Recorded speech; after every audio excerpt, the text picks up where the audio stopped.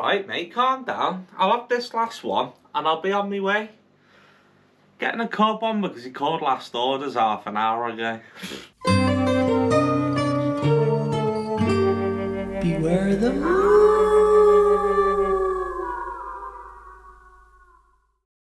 Today we're going to be trying Newcastle Brown for the first time ever.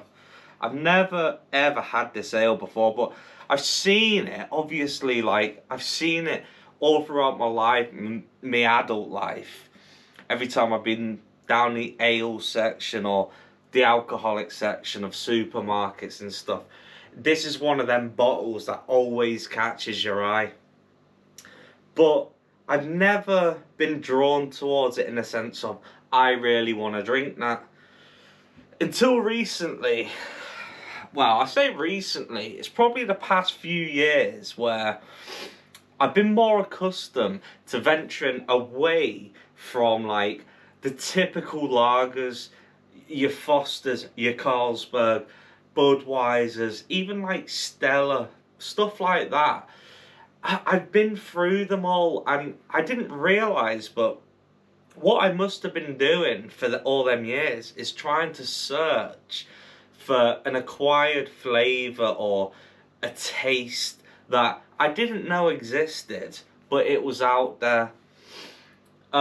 Because really, when we're growing up, you start drinking, but you're just drinking what all your mates are drinking, and the easiest alcohol to get your hands on usually is a Foster's or a Carlsberg or something like that. And then I just never really moved away from it. But one day, like, long story short, I was in Lidl years ago, and I was just like, you know, when the queue's a mile long, I was stood there, the queue was a mile long, and I was just like looking to the left of me, and there was like cans just on the shelf, and there was one can in particular that stood out to me, and it was a Hobgoblin. And I don't know why, but I was just like, you know what, let me just get one of them and see what it's saying. Anyway, I took it home, cracked it open, drank it, never looked back, and that's where I was introduced to ales. But that journey is not over. In fact, it's only just beginning. This is the first episode. Come with me if you're interested. We're going to try and find the best ale and just alcoholic drinks in general, because if I'm going to put the poison in my body, I may as well enjoy it. You know what I'm saying? Anyway, without further ado, let's pour this. I'm an amateur when it comes to pouring. You know what I'm saying? But we're going to learn. Let's see what we can do. Smells good straight away. Smells real good. Okay, not too shabby. Not too shabby at all, Harry Potter. So there we have it. First pour on the channel. Let's have a little smell of this. I can smell it already. As soon as I cracked the lid off the bottle, it was a potent smell. And I'll tell you what smell is hitting me from here.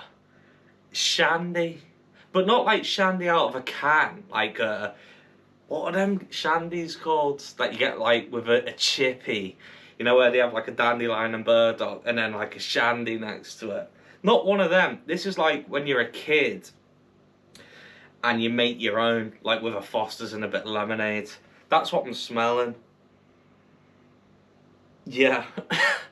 So I'm assuming, is there lemon in this? It smells very lemon. There's not much of a head on it. You know what I mean? In fact, it's not got any head on it. I mean, I don't know if you can see that. I don't want to start spilling it all over the show. But is that an issue?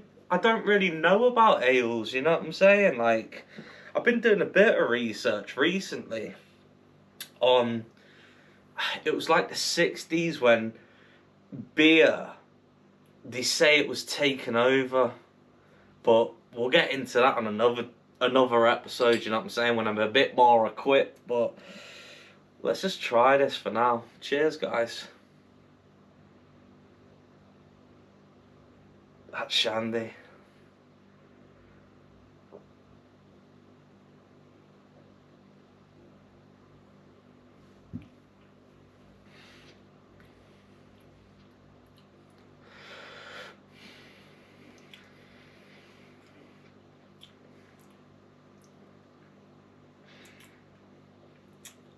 It's nice.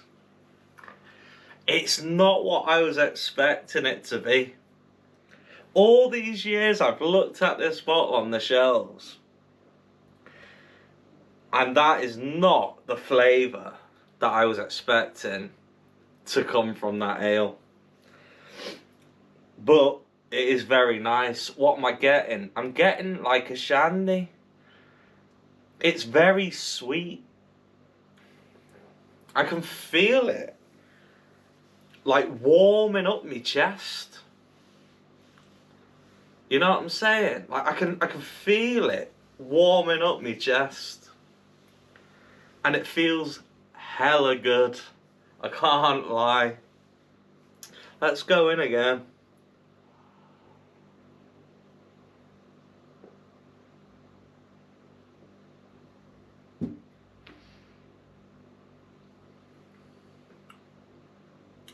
Okay. It's not like instantly sweet. And in fact, my second swig on it isn't as sweet as the first.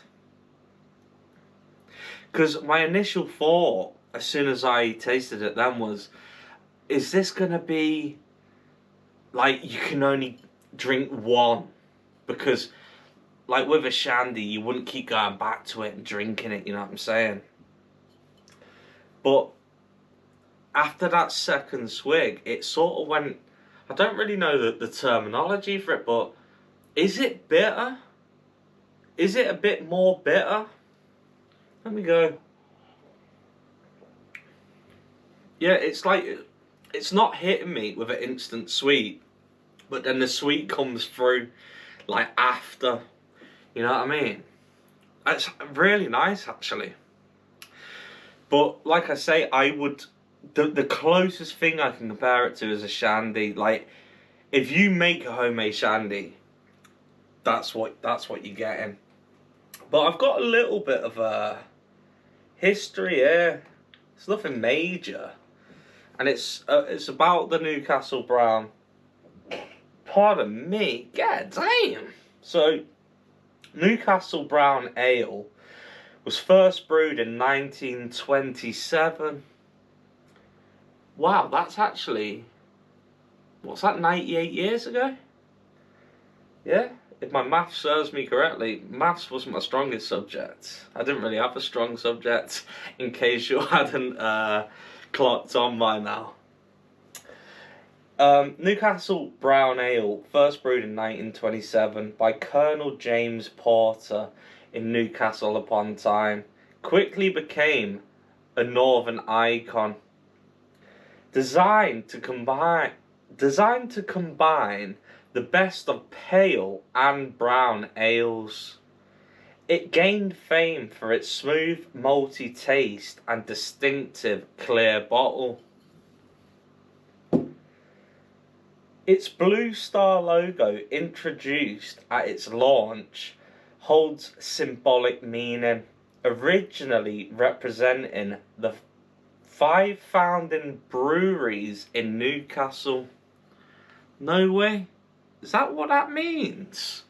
So that blue star, I don't know if you can see that blue star there. Obviously a star's got 5 points, and each point represents one of the 5 founding breweries in Newcastle. That's cool. I never knew that either. So all the time I've looked at this bottle in the past and gone, I'm not drinking that, because I was, pardon me, indoctrinated to drinking all the other crap.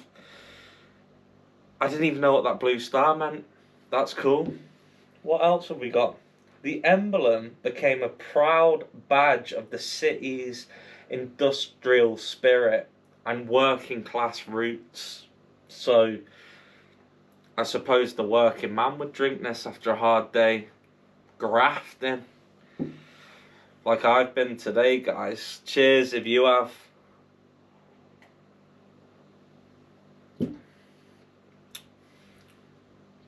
You know what? It's getting even better, that. The more you drink it.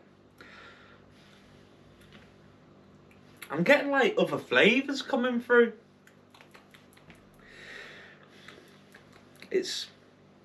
That's bizarre. That is bizarre how I've gone from the initial smell, which was very sweet, and as I'm making my way through the ale, it's just revealing different sides. Maybe that's another expression of the 5-star points. It's got 5 sides to the flavours, because that's how distinctive the flavour is changing. Though brewing moved to Tadcaster in 2005 and later the Netherlands under Heineken, the beer remains a beloved classic of British brewing heritage. That's cool. 1927. 98 years this has been rocking itself on the shelves. You know what I'm saying? And I thoroughly enjoyed it. What would I give that out of 10? Let me just put it this way. If I'm in the boozer and I'm looking at the taps, you know when you walk in and you've never been in there before, you start scouting, what have they got on draft there? And I'm reading Estrella, San Miguel, Heineken, Foster's,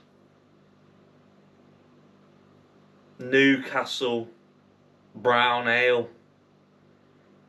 What am I going for? Newcastle Brown Ale.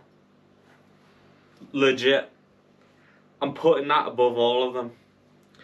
In fact, if you haven't tried it, I recommend next time you're in a shop, because I guarantee there's loads of you that have probably done what I've done, who've just walked past and gone, I'm not getting one of them. Get one. It's not what you think.